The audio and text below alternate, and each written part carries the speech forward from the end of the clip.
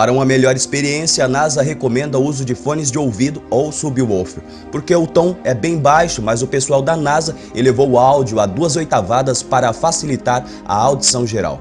Pela primeira vez na história, podemos ouvir o som dos fortes ventos marcianos. Enquanto a sonda InSight, que chegou ao planeta vermelho no final de novembro, se prepara para ativar os seus instrumentos científicos que medirão abalos sísmicos e estudarão o interior do planeta Marte, seu sensor de pressão de ar, junto com o sismógrafo, conseguiram gravar o áudio dos ventos do planeta. Uma das coisas às quais nossa missão é dedicada é medir o movimento de Marte. E, naturalmente, isso inclui o movimento causado pelas ondas sonoras, explica Bruce Barnett, principal investigador da missão InSight. Vamos ouvir o som agora?